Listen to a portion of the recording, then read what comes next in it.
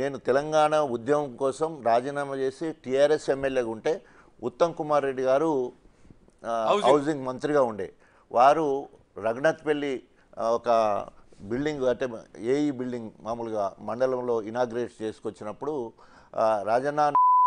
మగాడి నువ్వు ఎమ్మెల్యే పది వదిలేసిన మేము ఇంక విలువ చేయలేదు నువ్వు కోరుక రాజన్న ఏదని ఇస్తానంటే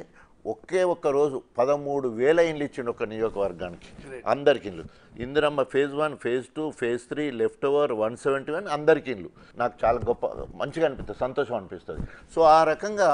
గొప్పగా ఒక కార్యక్రమం అట్లా చెప్పుకోవడానికి అదే ఆరోగ్యశ్రీ కానీ అప్పుడే మొదలుపెట్టింది 6 గంటల నుండి 9 గంటలు అప్పుడే పెట్టింది ఫీజు రియంబర్స్మెంట్ అప్పుడే సో వాటిని ఇప్పుడు ఫీజు రియంబర్ విషయం వచ్చాయంటే ఇప్పుడు అతి లేదు గతి లేని పరిస్థితులు అంత ఆగమాగ గందరగోళం సో అట్లా అనేక రకాలుగా అప్పుడు చేసిన కార్యక్రమాలు గొప్పగా కనిపిస్తాయి railway flyover bridge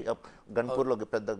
flyover bridge మరి ఆ ఆయంలోనే తీసుకురావడం జరిగింది అనేక కార్యక్రమాలలో అప్పుడే గుర్తున్నట్టు కనిపిస్తాయి గన్పూర్లో అందుకనే కాంగ్రెస్ పార్టీలో ఉండి నేను చేసినవి ఇప్పటికి చెప్పుకుంటున్నాను నేను ఏనాడు కాంగ్రెస్ పార్టీని విమర్శించాను నన్ను చూస్తేనే వైఎస్ రాజశేఖర రెడ్డి ప్రియ శిష్యుడిగా తర్వాత ధోతి కట్టుకోవడం కానీ అవన్నీ కూడా ఆయన ద్వారానే నాకు రావడం జరిగింది ఒక 15 సంవత్సరాలు కాంగ్రెస్లో ఒక 15 సంవత్సరాలు బీఆర్ఎస్లో ఉన్నారు ఇప్పుడు బీఆర్ఎస్